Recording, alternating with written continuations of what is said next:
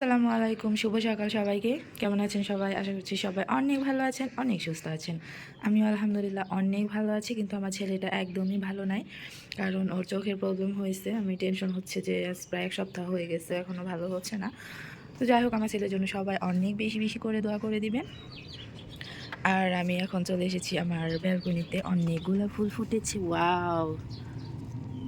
অনেক সুন্দর দেখা যাচ্ছে। এই গাঁদা ফুলটা যদি সারা বছর থাকতো তবে অনেক সুন্দর হইতো। সবগুলা গাছের খুবই বেহাল অবস্থা। আর আজকে বাইরে একদমই রোদের কোনো আভাস নাই, প্রচণ্ড বাতাস, বাইরে থাকা যাচ্ছে না। আজকের ওয়েদারটা মনে হয় খারাপই হবে। এখন অলরেডি 8:30টার মতো বেজে গেছে, আমাদের রান্নাবান্না কিছুই হয়নি, যেহেতু আজকে আমাদের অফ ডে। এর জন্য তেমন একটা প্যারা নাই। রাত্রে আমি পিঠা বানায় রাখছিলাম, ওইটা এখন খেতে দিব ওদেরকে। কি করছো তুমি? সে হচ্ছে গিয়ে লুকায় পড়ছে। তো চলুন ওদের খাবারটা আমি দিয়ে দিই।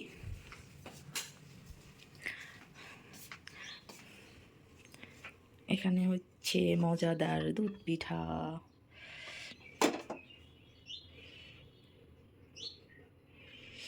অনেক ভালো ফ্লেভার বের হয়েছে।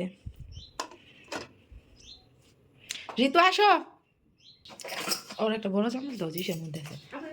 হ্যাঁ আমি খাইছি। তো আমি খাবারটা এখানে বেড়ে দিচ্ছি ওদেরকে। অনেক বেশি নরম হয়ে গেছে। ওয়াও, দারুণ দেখা যাচ্ছে।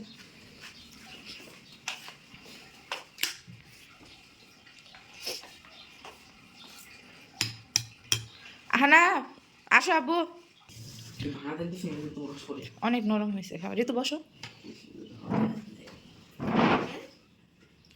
কেমন হয়েছে বাবা? হ্যাঁ বাবা। হুম, অনেক মজা। আচ্ছা, তো ওরা খেতে থাক, আমি আবার রান্না করবো। রান্নার সব জোগাড় যন্ত্র করতে হবে। আজকে দুপুরের জন্য আমি রান্না করব এখানে পাবদা মাছ রান্না করব, টমেটো আর আলু দিয়ে। পাবদা মাছের সাইজগুলো অনেক বড় ছিল, আর এটা খেতে অনেক মজা ছিল, একদম ফ্রেশ ছিল তো এর জন্য।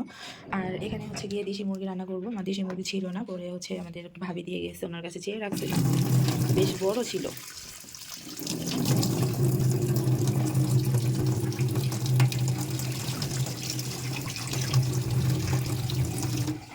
আর এখানে হচ্ছে মুরগির চামড়া, এটাও আমি ফেলে দেই না, যেহেতু তেল তেলে ছিল অনেক। এর জন্য ভাবলাম যে আলু দিয়ে ভাজি করলে অনেক বেশি মজা লাগবে। তো আমি আবার পরে আপনাদের সাথে কথা বলছি। সব কিছু রেডি করে নিয়ে আমি নিজে আগে খেয়ে নিই, ঘর দরের কাজ কমপ্লিট করে আবার কথা বলছি। এখানে আমি সব কিছু রেডি করে নিয়েছি। সব কিছু রেডি বলতে পেঁয়াজ আর মরিচ কেটে নিয়েছি, আর সবগুলো তো বাটা মশলাই দিব। এখানে পেঁয়াজ বাটা আছে, আর এখানে আদা বাটা। আর এই জামড়িটা আমি আলু দিয়ে ভাজি করব, ভীষণ মজা লাগে। আমি অবশ্য না দেশি মুরগির চামড়া বেশি একটা মানে নিই না, পাতলা দেখে, কিন্তু এটা চামড়াটা একটু মোটা ছিল, তেল তেলে ছিল, এর জন্য আমি নিয়েছি।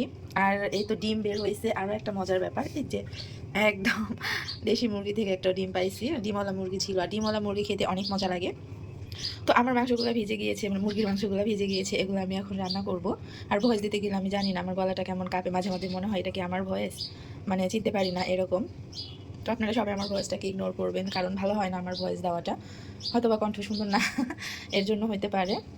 তো আমি এখন আমার ছেলের জন্য একটা নুডলস বানাবো, কারণ ওর ক্ষুধা লাগছে, ও শুধু একটু পিঠা খাইছে সকালবেলা। তো আর বেশি কথা না বলে রান্নাটা শুরু করে দিই।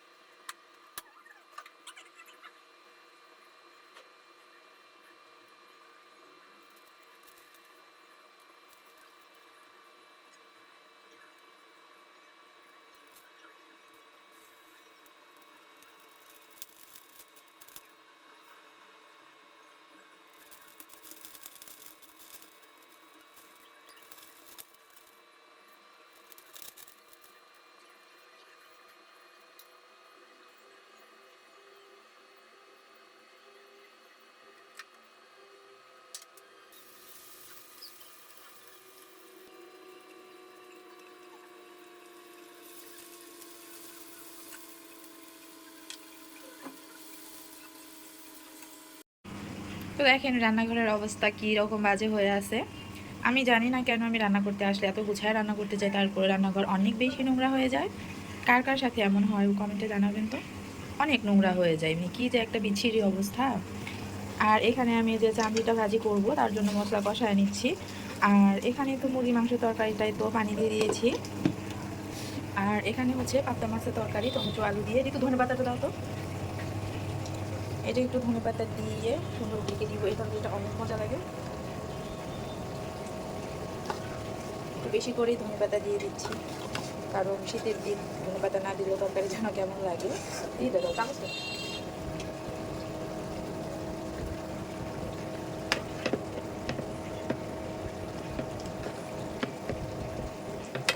এটা হয়ে যাক, পরে একদম ফাইনাল লুকটা দেখায় দিব। এটা একটু ঢেকে দাও।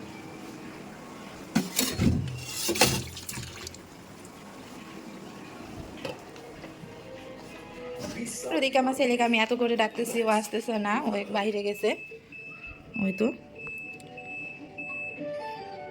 খেলতেছে, যে আমি ওকে অনেক নিষেধ করলাম যে তোমার এখন খেলা লাগবে না, কিন্তু সে ছাড়বে না, সে খেলতেছে।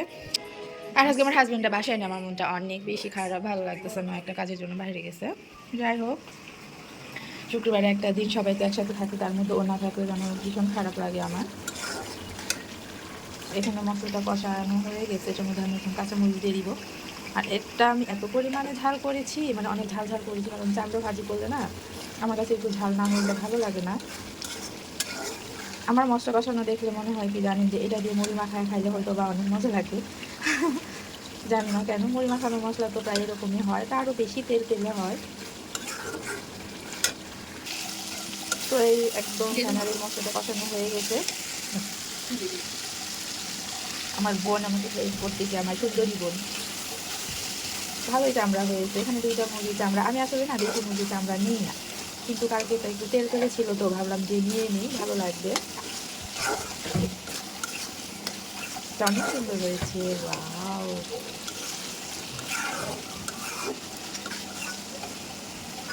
একটু ভালো করে কষায় নিব, তারপর এটার মধ্যে আমি আলু দিয়ে দিব। এখন আমরা সাথে সাথে অনেকগুলো কাপড় ওয়াশ করে দিছি, এগুলো রোদে দেওয়ার জন্য। অবশ্য রোদ নাই, আর আমার সিঁড়ি উঠতে অনেক বেশি কষ্ট হয়। আল্লাহ, অনেক কষ্ট হয় আমার সিঁড়ি দিয়ে উঠতে, একদম জীবন বের হয়ে যায় যায় অবস্থা। এই যে জুতা পরিষ্কার করে দিচ্ছি আমার আর আমার ছেলে। এই তো আমার বোন কাপড় নাড়তেছে, একটুও রোদ নাই, একদম ব্যাকুল হয়ে গেছি আমি আজকে কাপড় ওয়াশ করে দিয়ে। কী যে হবে এগুলা। তো এই যে কাপড় সব মিলে দিয়েছি, অবশ্য বাতাসে শুকায় যাবে, ওয়াশিং মেশিনে দিয়েছিলাম, 90% তো এমনিতেই শুকায় গেছে। তো যাই হোক, না শুকালেও কিছু করার নাই। তবে একটা মজার ব্যাপার আছে, এত বাতাস এত পরিমাণে ভালো লাগতেছে, মানে ঠান্ডা লাগছে না। আজকের ওয়েদারটা আমার কাছে অনেক ভালো লাগতেছে। কিন্তু যারা যারা কাপড় পরিষ্কার করে দিয়েছে তাদের জন্য একটু কি বলে, ধরো। আমাদের ছাদে হচ্ছে সবজি চাষ করা হয়েছে, একটা ভাবি করেছে, মাশাআল্লাহ অনেক সুন্দর হয়েছে। তো এখন আবার নিচে চলে যায়। সিঁড়ি উঠতে যে আমার কি পরিমাণে কষ্ট লাগে আমি বলে বোঝাইতে পারবো না।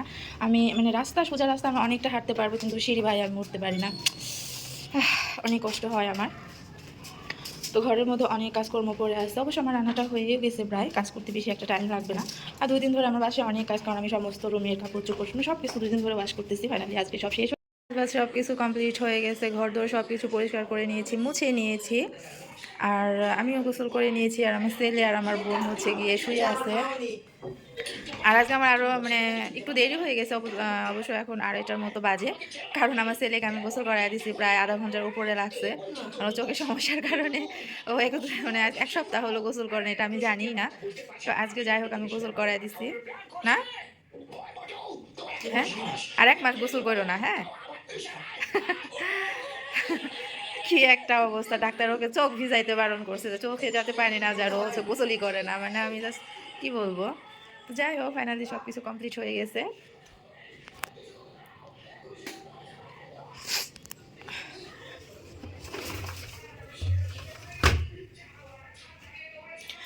আর আমি আরও একটা কাজ করেছি, সেটা হচ্ছে এই যে আমি এতগুলো মরিচ ভেজে নিচ্ছি। আজকে 1 সপ্তাহ ধরে মরিচ কিনে নিয়ে আসছি, আর ওদের কারণে শুকাইতে পারি নাই। ভাবলাম যে আজকে ভেজেই নিই হালকা করে, তারপর হচ্ছে ভেঙে নিয়ে আসবো এগুলা। হয়তো রান্নাঘর একদম ক্লিন করে নিয়েছি, এখন বোঝাই যায় না যে এখানে রান্না করা হয়েছে। তো যাই হোক, আমি রান্নাগুলো আবার দেখাই দিচ্ছি। এগুলো আবার আমাকে গরম করতে হবে, এখন খাবো। এটা হচ্ছে পাবদা মাছ, আলু পেঁয়াজের ফুল টমেটো দিয়ে একদম একটু ভুনা টাইপের করেছি। উফ, অনেক ফ্লেভার বের হয়েছে, খেতেও ভীষণ অনেক মানে মজা হবে হয়তো, বা এখনও টেস্ট করিনি, বাট অনেক সুন্দর ফ্লেভার বের হয়েছে। আর এখানে হচ্ছে চামড়া ভুনাটা, এটা গরম করতে হবে। আমার সবগুলা রান্না এত বেশি ফ্লেভার বের হয়েছে আমি বলে বোঝাইতে পারবো না। এখানে হচ্ছে মুরগি, কারণ আমার ছেলের বাবা ছেলে ওরা একটু ঝোল পছন্দ করে, জন্য আমি মাংস রান্না করলে একদম মানে ভুনা টাইপের করি না, মাঝে মধ্যে করি, কিন্তু ম্যাক্সিমাম টাইম আমি হচ্ছে একটু ঝোল ঝোল করি, কারণ তারা যেটা পছন্দ করে সেটাই তো আমাকে করে দিতে হবে, তাই না? আমারও পছন্দ, তাদের একা না, কারণ আমার ঝোল ছাড়া ভাত খাইতে একদমই ভালো লাগে না। আর এখানে হচ্ছে গিয়ে ভাত বসায় দিছি। তো এখন আমরা খাওয়া দাওয়া করে নিব। সবাই অনেক ভালো থাকবেন, অনেক সুস্থ থাকবেন। আর আমার ভিডিওটা কেমন হয়েছে সেটা অবশ্যই কমেন্ট করে জানাবেন। আর আমার চ্যানেলে যারা নতুন বা আমার ভিডিওটা যারা দেখবেন তারা অবশ্যই আমার চ্যানেলটিকে সাবস্ক্রাইব করে দিবেন, কারণ নতুনদের পাশে তো থাকতে হবে, তাই না? আপনারা পাশে না থাকলে তো আসলে আগানো সম্ভব না। যাই হোক, সবাই অনেক ভালো থাকবেন, অনেক সুস্থ থাকবেন। কথা হবে নেক্সট কোনো ভিডিওতে, সেই পর্যন্ত ভালো থাকবেন। আল্লাহ হাফিজ।